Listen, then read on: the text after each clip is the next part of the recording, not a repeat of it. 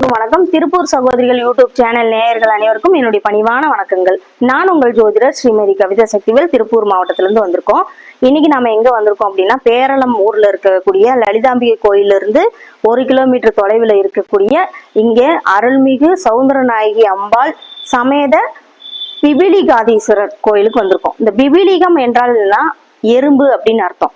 தேவர்கள் அச்சுறுத்தப்பட்ட, அதாவது கொடுமை செய்ததுனால அவங்க பூஜித்த ஸ்தலம், அதாவது எறும்பு வடிவுல தேவர்கள் சிவபெருமான பூஜித்த ஸ்தலம் அப்படிங்கிறதுனால இழந்த பதவியை திரும்ப பெறணுங்கிறதுக்காக தேவர்கள் எறும்பு வடிவுல இங்க சிவனை வழிபட்டதுனால எறும்பீஸ்வரர் அப்படின்னு சொல்றோம், பிபிலிகாதீஸ்வரர் அப்படின்னு சொல்லுவாங்க.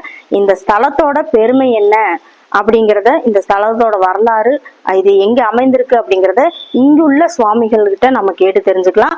ஐயா அவர்கிட்ட நம்ம இப்ப பேசலாம். சரிங்களா? வணக்கம் ஐயா. அரகர நம பார்வதி பதையே அரகர மகாதேவா. தென்னாடுடைய சிவனையை போற்றி, என்ன போற்றி போற்றி. இந்த கிராமம் திருவாரூர் மாவட்டம் குடவாசல் வட்டம் ஆலத்தூர் கிராமம். 11 ஆலத்தூர்னு பேர் இந்த கிராமத்தோட குறியீடு. இந்த ஆலத்தூர் கிராமம், இந்த சிவன் பேர் பிபிலிகாதீஸ்வரர், அம்பாள் பேர் சௌந்தரநாயகி. ஸ்ரீ சௌந்தரநாயகி அம்பிகா சமேத பிபிலிகாதீஸ்வரர் எறும்பீஸ்வரர் ஆலயம். இந்த ஆலயத்தோட சிறப்பு என்னன்னா, கர தூஷகன் அப்படின்ற அசுரன் வாழ்ந்த காலத்துல தேவர்களை கொடுமை பண்றான். அப்ப தேவர்களும் சுவாமிகிட்ட போய் விடுறாங்க, இந்த மாதிரி அசுரன் எங்களுடைய பதவியெல்லாம் பிடிங்கிட்டா, நீங்க தான் எங்களுக்கு அந்த பதவியை மீட்டு தரணும்னு சொல்லி கேட்கறாங்க. சுவாமி சொல்றாரு, பூலோகத்துல சதுர்வேதம் வழிபட்ட ஸ்தலம் வடாரண்யங்கிற பேர்ல இருக்கு, அங்க என்ன வழிபட்டீங்கன்னா உங்களுக்கு மீண்டும் பதவி கிடைக்குங்கிற. இந்த கஷேத்திரம் தான் வடாரண்யங்கிறது. வடம்னா ஆலமரம், ஆரண்யம்னா காடு. ஆலங்காடு தமிழ்ல ஆலத்தூர் மாத்திட்டாங்க. இந்த ஊர்ல இந்த தேவர்கள் இந்த இடத்த கண்டுபிடிக்கிறாங்க. சுவாமி சதுர்வேதம் வழிபட்ட சுவாமி அவர்.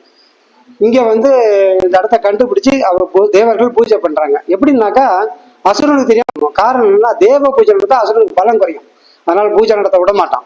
அப்போ அவனுக்கு தெரியாம பூஜை பண்ணவும் சுவாமி தேவர்கள்லாம் எறும்பா பூஜை பண்றாங்க சுவாமி.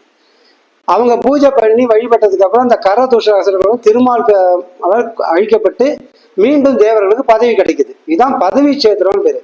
பதவினா நம்ம வேலை வாய்ப்புலாம் நினைச்சிட்டு இருக்கோம், கிடையாது. பொதுவா எந்த ஒரு ஜீவன் பூமிக்கு வரும்போதும் சுவாமி இந்த தொழில், இதுதான் மனைவி, இதுதான் குழந்தைத்தனன்னு சொல்லி எல்லாம் போட்டு அமிச்சிட்டாரு.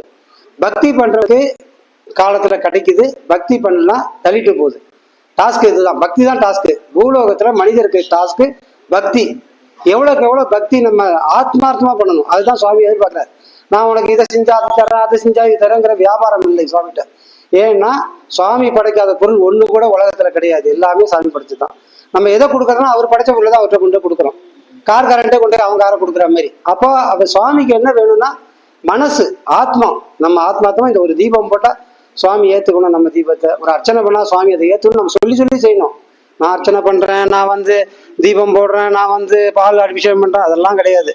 எது செஞ்சாலும் ஆத்மார்த்தமா செஞ்சியா, அதுதான் சாமி எதிர்பார்க்கிறார். அதனால ஆத்மார்த்தமான பூஜைக்கு அளவு கடந்த சக்தி உண்டு, அதுக்கு மதிப்பு கிடையாது. அப்படி நம்ம பக்தி பண்ணணுங்கிறத சுவாமி நிரூபிக்கிறார். இதுல தேவர்களை பூஜை பண்ணினா உனக்கு பதவி கிடைக்குங்கிறார். அது மாதிரி இந்த ஸ்தலம் பூஜை பண்ணி பதவி அடைந்து பதவி சேத்திரம்னு பேரு. இந்த சேத்திரத்துல வரவங்களுக்கு குழந்தை பேரு, வேலை வாய்ப்பு, எல்லாமே பதவி தான். வேலை கிடைச்சாதான் உத்தியோகஸ்தர் பதவி, படிச்சாதான் பரின் பதவி, குழந்தை பிறந்தான் தகப்பன், கணவன் பதவி, ஒரு பெண்ணுக்கு மனைவி பதவி, இதெல்லாம் போய் பதான் மெயினான பதவி. ஏன்னா மனிதனுக்கு கிடைக்க வேண்டிய 4 பதவி. ஆனா அவன் தந்தை, தாத்தா, சிவ பதவி. பெண்ணாந்தா மனைவி, தாய், கடைசியில இவன் ஆடணும். ஏன்னா எந்த ஜீவனும் திரும்பி எப்ப வரும்னு கவலைப்பட்டு சுவாமி நம்மளெல்லாம் உலகத்தை அமைச்சிட்டு ஏன்னா அனுப்புறாருன்னா வினயத்துக்கு அனுப்புறாரு. வினயத்துக்கு நம்மகிட்ட குழந்தை வரணும்னு ஆசைப்படுறாரு. அது புது பாவம் சந்தோஷப்படுறாரு. அப்படி சுவாமி இருக்கார், அம்மா மாதிரி இருக்கார் சுவாமி. நம்மலாம்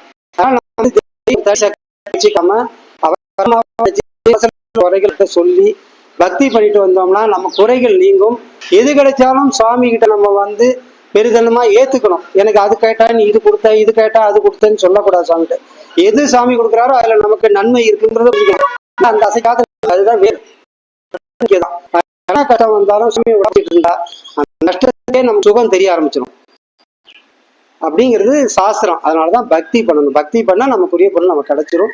இந்த கஷேத்திரம் அது மாதிரி சேத்திரம் யார முடியாது. இறைவன் நினைத்தால் ஒழிய காலடி எடுத்து வைக்க முடியாது, அப்படிப்பட்ட கஷேத்திரம் இது.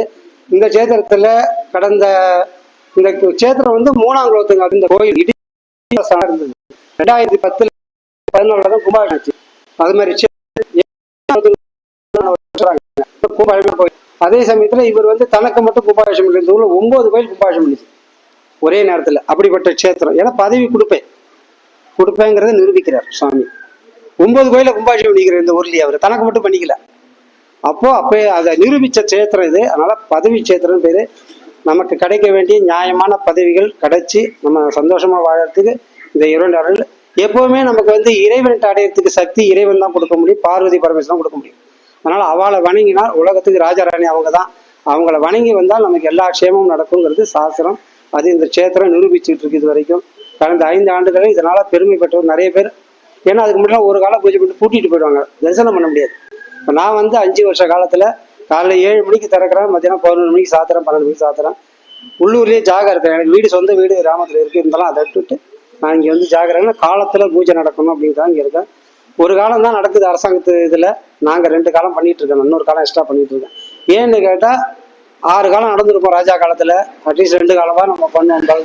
ஏன்னா ஆள் கிடையாது, நான் ஒண்டியாக தான் இங்கே இருக்கேன். அதனால எல்லா வேலையும் நான் தான் பார்க்கணும். அதனால செஞ்சுட்டு நல்லபடியாக நடந்துகிட்டு இருக்கு. என்னுடைய இந்த ஆலயம் திருவாரூர் மாவட்டம் ஆலத்தூர் கிராமம், குடவாசல் வட்டம், பேரளம் பஸ் ஸ்டாப்பிலேருந்து 3 கிலோமீட்டர், திருமீச்சூர் லலிதாம்பிகை கோயிலேருந்து 1 கிலோமீட்டர்ல இந்த கோயில் இருக்கு அமைஞ்சிருக்கிற இடம். பக்தர்கள் இங்கே வந்து தரிசனம் பண்ணலாம்.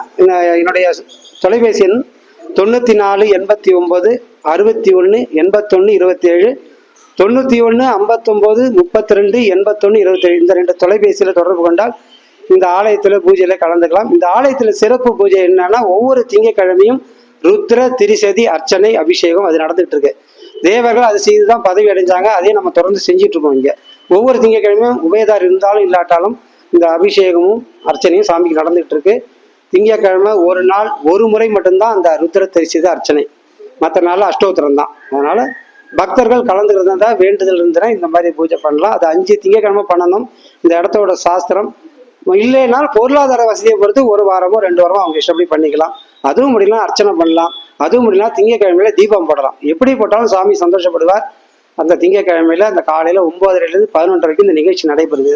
கலந்துக்கிறவங்க அந்த நேரத்தில் 9:30 மணிக்கு வந்து நான் அபிஷேகம்னா 11:30 மணிக்கு நிகழ்ச்சி முடிஞ்சிடும். கலந்து பயன்பெறவங்க பெயர் கொள்ளலாம். தேவை என்னுடைய தொலைபேசி எண் 94 89 61 81 27, 91 59 32 81 27. இந்த தொலைபேசியில் தொடர்பு கொண்டு மற்ற விவரங்களை கேட்டுக்கொள்ளலாம். பக்தர்கள் கலந்து பயன்பெற்று பூஜை செய்து பயன்பட வேண்டும் கேட்டுக்கொள்கிறோம். நன்றி, வணக்கம்.